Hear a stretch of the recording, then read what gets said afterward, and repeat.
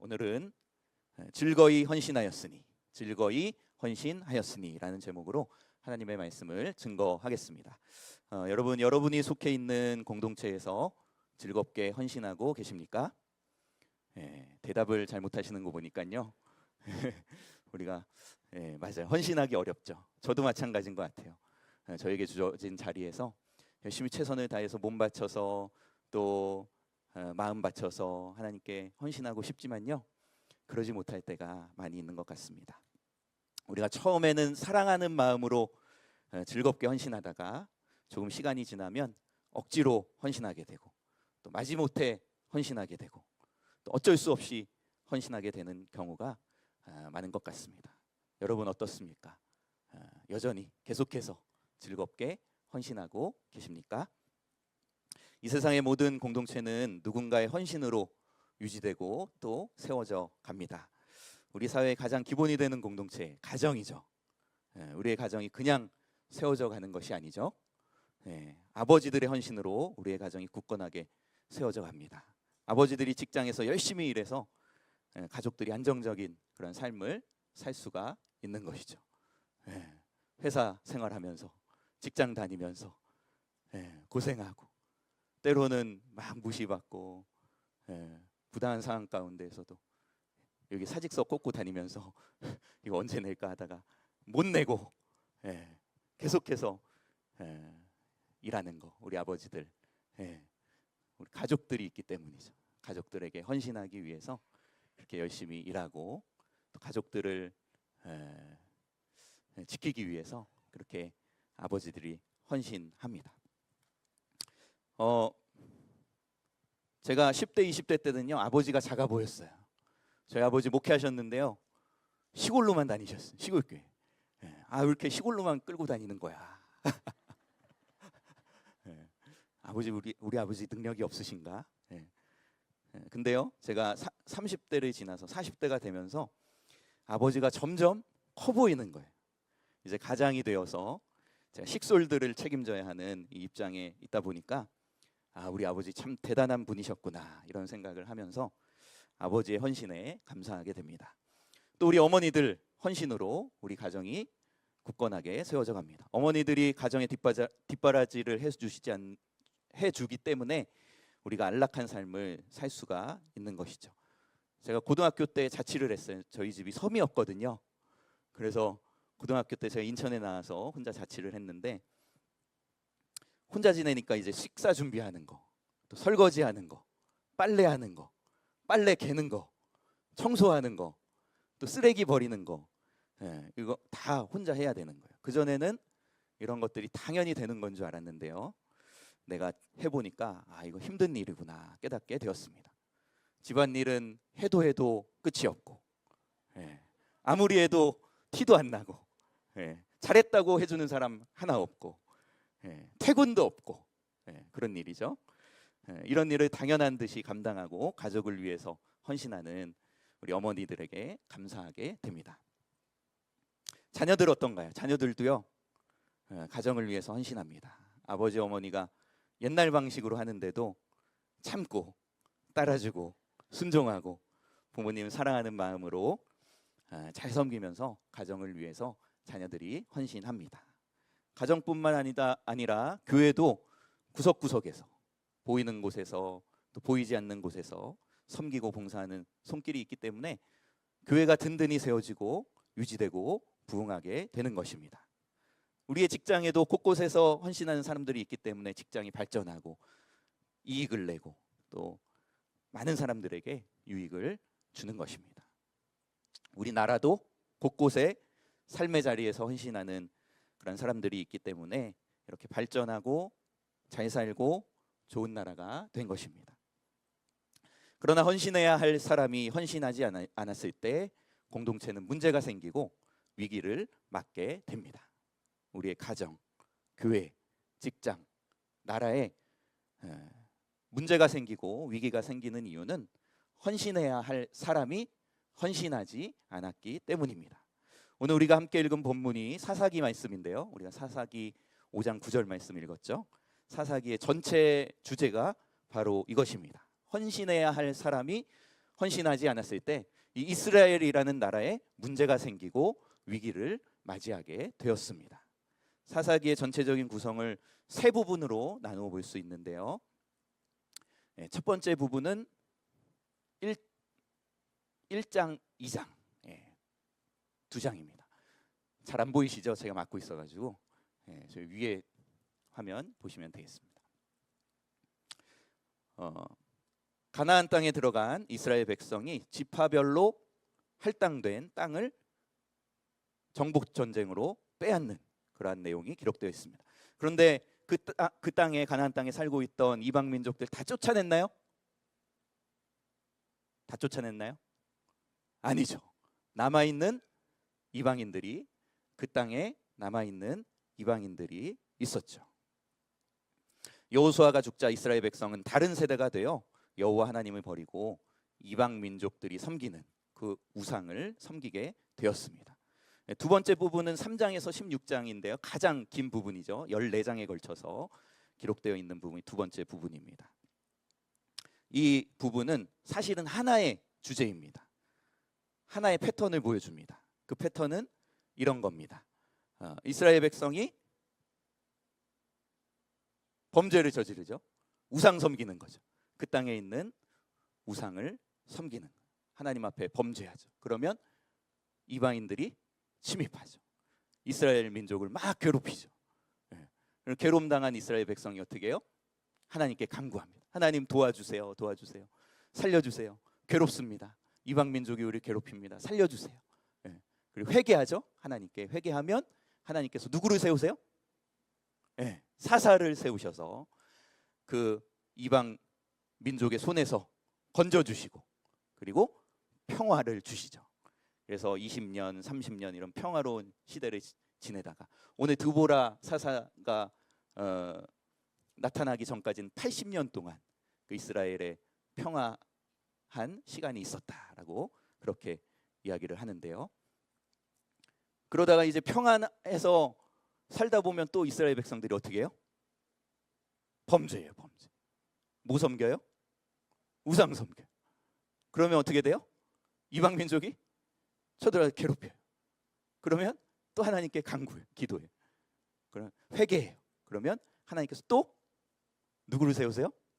사사를 세우셔서 구원하시고 또 평화의 시대를 몇 년간 10년, 20년, 30년간 지내는 그 이야기가 이 사이클이요 계속해서 돌아갑니다. 반복됩니다.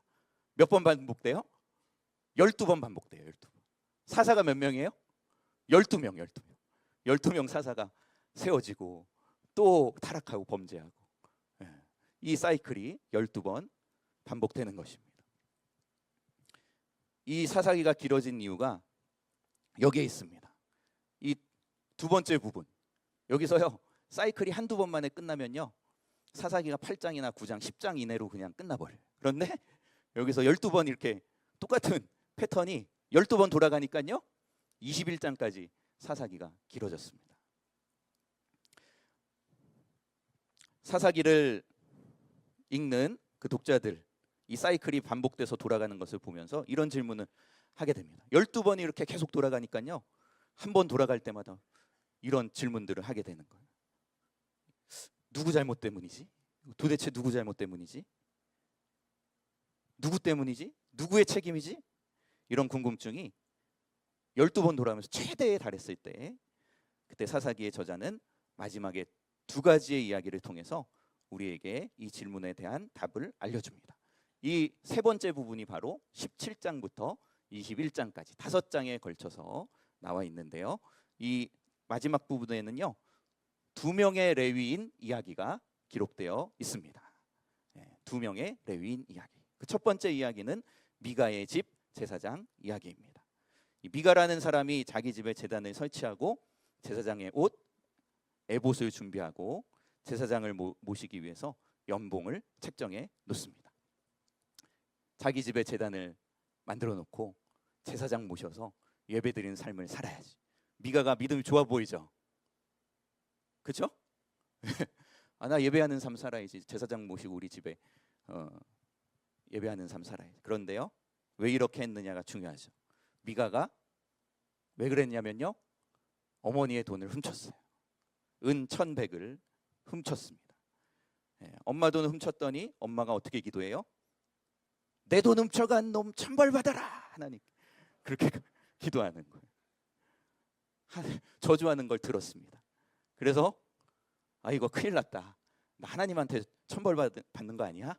이렇게 두려워하면서 미가가 엄마한테 솔직하게 털어놓습니다. 엄마 돈 내가 훔쳐갔어.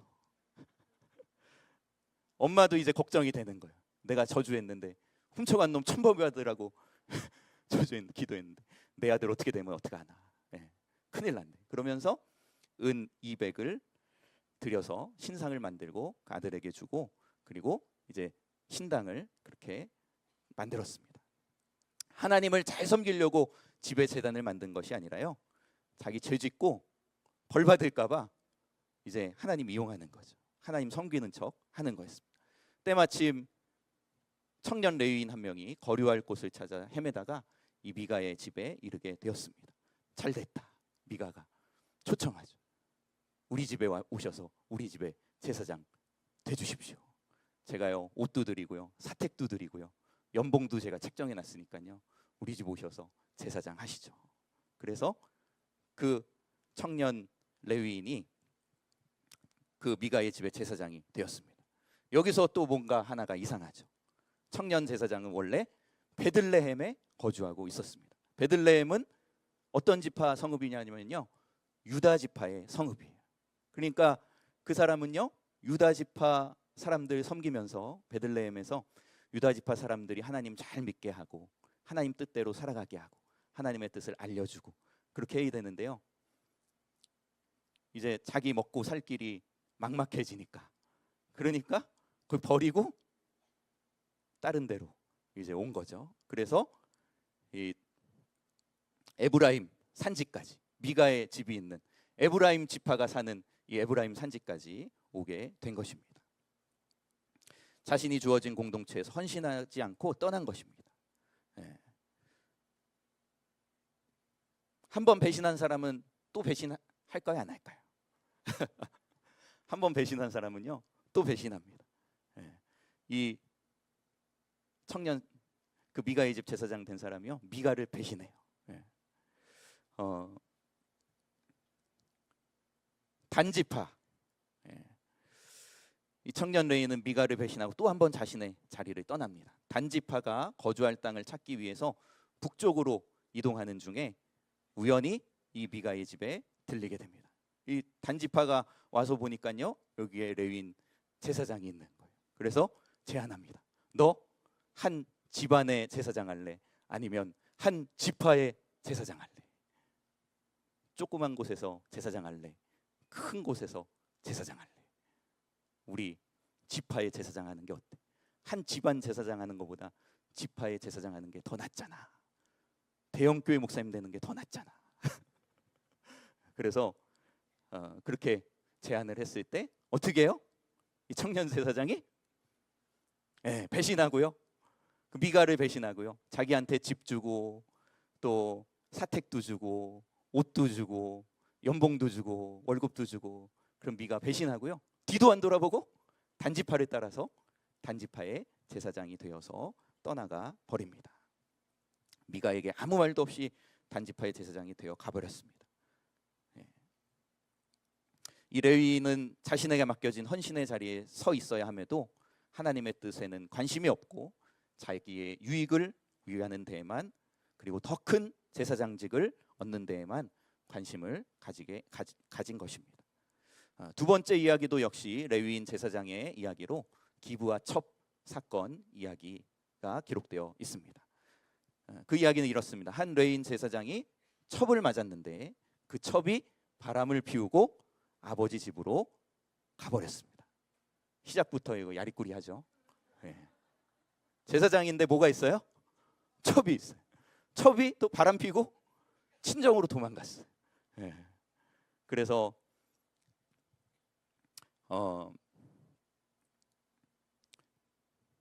그 제사장이 이제 처갓집에 가서 첩을 데리고 돌아오는 길에 날이 저물었습니다. 이제 하룻밤 지내야 될 유숙할 곳을 찾게 되었습니다. 그런데 여부스라는 곳에 이르렀을 때 제사장이 이제 종에게 말하죠. 여기는 이방인의 땅이니까, 여부스는 이방인의 땅이니까 우리가 기브아로 가자. 기브아로 가서 하룻밤 지내자. 그렇게 얘기하고 기브아라는 성읍으로 갑니다. 그 기브아라는 성읍은요, 베냐민 지파에 속한 성읍이었어요. 그곳에서 한 노인의 집에 들어가게 되는데, 한 노인이 영접해서 우리 집에서 하룻밤 쉬고 가시죠 하고 맞이해 주어서 그 노인의 집에서 하룻밤을 유숙하게 되는데, 그곳에 불량배들이 찾아왔습니다. 그 노인의 집에 와서 제사장 내놔라. 우리가 제사장 욕보이겠다. 그러니까 동성애하겠다 이거죠. 할 수 없이 그 제사장이 자기의 첩을 내줍니다. 그때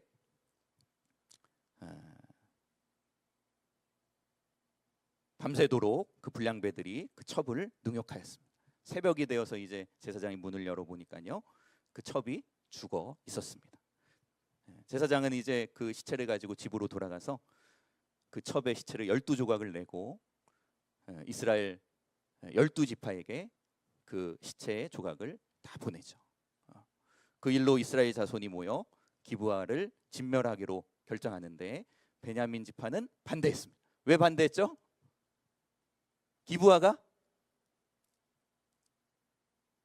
베냐민 지파에 속한 성읍이었잖아요. 우리 지파의 죄악으로 우리도 이렇게 멸망한다고? 봐주시 좀. 그래서 내전이 일어나게 됩니다. 베냐민 지파와 나머지 지파가 전쟁을 하게 됩니다. 그래서 베냐민 지파가 거의 전멸을 당하게 됩니다. 백성들이 하나님의 뜻대로 거룩하게 살아가도록 해야 하는 제사장이 거룩한 삶을 살지 않고 오히려 세상적인 욕심을 따라 살아가면서도 겉으로는 거룩해 보이기 위해서 이방인 사는 도시에서는 안 잔다. 저기 기브아로 가자. 겉으로는 거룩해 보이게 행동하면서 안으로는 할 거 다 하고 못할 짓 할 짓 다 하고요. 거룩하지 못하게 살아가는 이중적인 모습으로 그 제사장들이 살아갔다라고 하는 것입니다. 제사장이 거룩하게 살지 않는데 어떻게 일반 백성들이 거룩하게 살아가겠습니까? 백성들이 하나님의 뜻대로 살아가도록 헌신해야 할 제사장이 헌신하지 않았던 것입니다. 이 사사기의 마지막 5장, 이 두 이야기를 통해서 사사시대에 잘못 돌아가는 이 사이클이 누구 때문인지를 분명하게 알려줍니다. 누가 책임을 다하지 않았죠? 네, 맞아요. 제사장들이 책임을 다하지 않았습니다. 하나님께서는 이스라엘 각 지파에게 땅을 분배해 주셨습니다. 그런데요, 레위 지파에게는 땅을 분배해 주시지 않고 각 성읍, 각 지파에 있는 도시의 성읍에 살게 하셔서 그 도시에서 이스라엘 백성들에게 하나님의 뜻을 가르쳐주고 하나님의 뜻을 알게 하고 하나님의 뜻대로 살아가도록 하는 그러한 일을 하나님께서 맡겨 주셨습니다. 그러나 그 제사장들이 그 책임을 다하지 않고 헌신하지 않았습니다. 제사장들이 헌신하지 않았을 때에 나라의 위기가 찾아옵니다. 사사기는 당시의 상황을 이렇게 표현하고 있습니다. 그때에는 이스라엘에 왕이 없었으므로 사람마다 자기 소견에 옳은 대로 행하였더라. 애굽에서 종살이하던 이스라엘 백성은 누구 섬기고 살아갔죠? 애굽에 살 때는요, 애굽의 바로 왕 섬기면서 살아갔습니다. 이제 하나님께서 약속하신 땅 가나안 땅으로 들어온 이스라엘 백성은 누구 섬기고 살아가야 돼요? 하나님 섬기고 살아가야 돼요. 누구를 왕으로 삼아야 돼요? 하나님이 왕 되셔서 하나님 섬기고 살아가야 되는데 그것을 할 수 있도록 제사장들이 헌신해야 하는데 제사장들이 그 일을 하지 않았다라고 하는 것입니다. 결국 백성들은 가나안 여인들과 통혼하게 되고 그곳의 여인들과 통혼하고 그 여인들이 가져온 우상들을 섬기면서 살아갔습니다. 그래서 나라에 문제가 생기고 위기가 생기게 되었습니다. 헌신해야 될 사람이 헌신하지 않았을 때 공동체가 위기에 처하게 된 것입니다. 오늘 본문 말씀은 이스라엘의 사사 드보라와 군대 장관 바락이 전쟁에서 승리하고 부르는 승리의 찬송입니다. 이 승리의 찬송을 부르고 있지만 오늘 본문의 내용도 자세히 들여다보면 헌신해야 할 사람들이 헌신하지 않았던 그러한 이야기입니다. 오늘 본문 말씀 한번 배경을 제가 잠깐 설명을 드리면요. 이 가나안 하솔 왕 야빈이 철병거 900대를 가지고 이스라엘 백성을 학대했습니다. 20년 동안 이 이스라엘 백성들을 학대했죠. 이스라엘 백성들이 또 우상 섬기고 그렇게 살아가니까요. 하나님께서 이방 민족 이 가나안 하솔 왕 야빈을 치신 것이죠. 괴로운 가운데 이스라엘 백성은 하나님께 부르짖습니다. 그때 하나님께서는 누구를 세우시냐면 여사사 드보라를 세우셔서 이스라엘 백성을 이끌게 하십니다. 드보라가 이제 그 하솔 왕 야빈의 군대 장관 시스라가 쳐들어오니까요. 이제 명령하는 거예요. 이스라엘의 군대 장관 바락에게 이제 가서 싸워라. 그때 바락이 어떻게 하죠? 드보라의 치맛자락을 붙들고 바락하죠. 그래서 바락 못 가겠습니다. 드보라 사사가 같이 가지 않으시면 저는 못 가겠습니다. 그래서 결국 드보라 사사가 같이 가고 이제 10,000명의 군사들을 데리고 그 군대 장관 바락이 가게 되죠. 그래서 하솔왕 야빈의 군대 시스라는 무깃도에 진치고 그리고 이스라엘 백성은 다볼산에 진치고 이렇게 대치하는 그런 상황 가운데 드보라가 명령하죠. 내려가라. 평지로 내려가라. 근데요 이게요 전술적으로 맞지 않는 그러한 명령입니다. 왜냐하면요 그 하솔왕 야빈의 군대는 뭐가 있어요? 철병거 900대의 철병거가 있어요. 그러니까 오늘로 치면은 전차예요. 우리나라 전차 잘 만들죠 요즘에. K9 자주포 외국에 많이 팔기도 하고요 수출도 하고 그러는데요. 옛날에 우리나라에 6.25 전쟁이 터졌을 때 우리나라에 전차가 한 대도 없었어요. 북한은 전차가 많이 있었습니다. 그러니까 그냥 밀려가지고 저 부산까지 쫓겨간 이유가 이 전차 부대가 있었기 때문이죠. 강력한 전차 부대 900대가 평지에서는요 기동이 돼. 이 산지에 있으면요 산에는 못 올라오잖아요 전차가. 그러니까 산지에 있으면 안전한데 평지로 내려가라 그렇게 명령을 한 거예요. 근데 그 바락이 명령을 듣고 평지로 내려갑니다. 그때 하나님께서 역사하시죠. 큰 비를 내리셔서 거기 기손강이 범람을 하죠. 그래서 거기가 진창이 됩니다. 뻘이 됩니다. 그러니까 어떻게 돼요? 진흙에서 전차가 기동을 못해요. 막 빠지고 바퀴가 헛돌고 그래서 혼란에 빠졌습니다. 그래서 이스라엘 백성들에게 큰 승리를 하나님께서 주셨습니다. 그러니까 군대 장관 하솔왕 야빈의 군대 장관 시스라가요 도망치는 거예요. 야 이거 안 되겠다 큰일 났다 하고 도망칩니다. 어디로 도망치냐면 평소에 친하게 지냈던 화친했던 헤벨의 집으로 이렇게 도망을 칩니다. 헤벨의 집에 갔을 때에 그 헤벨의 아내 야엘이 시스라를 맞이해 주죠. 걱정하지 말고 들어오시라고. 제가 숨겨드리겠다. 여기서 주무시라고. 우유 한 잔 드리고 이거 마시고 쉬십시오. 그렇게 했을 때 시스라가 그곳에서 깊이 잠이 들죠. 깊이 잠들었을 때 그 야엘이 장막에 말뚝을 가지고 와서 자고 있는 시스라 장관의 머리에다가 말뚝을 딱 대고 망치로 박아서 적장을 잡는 그러한 일을 하게 됩니다. 그리고 군대 장관 바락이 왔을 때 시스라 이렇게 죽었습니다. 보여줍니다. 이와 같이 하나님께서는 이스라엘을 괴롭히던 가나안 하솔 왕 야빈과 군대 장관 시스라를 진멸하여 전쟁에서 승리하게 하셨습니다. 표면적으로 보면요 하나님께서 이스라엘을 구원해 주시고 전쟁에서 승리하게 하신 이야기입니다. 하나님을 찬양해야 하는 것이 맞습니다. 그래서 오늘 본문에 이 드보라와 바락이 하나님을 찬양하죠. 찬송할지어다 이렇게 찬양하죠. 근데요 우리가 생각해 보아야 할 이면의 내용이 있습니다. 그것은 바로 책임을 지고 헌신해야 할 사람들이 어디에 있었는가라고 하는 것입니다. 왜 여인들이 나서야 했는가라는 것입니다. 드보라는 유일한 여사사이죠. 예. 다른 사사들은 다 남자인데요. 유일하게 드보라만 여자 사사입니다. 고대 사회에서는 여성들과 아이들은 보호받아야 할 대상이었습니다. 남자들에게는 여성을 보호하고 부양해야 할 사회적 책임이 있었습니다. 그런데 책임을 져야 할 사람들이 책임을 지지 않고 헌신해야 할 사람들이 헌신하지 않으니까 보호를 받아야 할 사람, 책임을 지지 않아도 될 사람들이 나서게 되었다라고 하는 것입니다. 드보라가 나서서 이스라엘 백성을 이끌어야 할 때까지, 그리고 야엘이라는 여인이 적장을 말뚝으로 박아 죽일 때까지 책임을 지고 헌신해야 할 사람들이 헌신하지 않았던 것입니다. 히브리서 11장에 보면 믿음의 조상들을 쭉 열거하고 있습니다. 아브라함, 이삭, 야곱, 요셉, 모세 쭉 내려오다가 사사시대에 와서는요 이렇게 기록하고 있어요. 기드온, 바락, 삼손, 입다, 이렇게 사사들을 쭉 기록하는데요.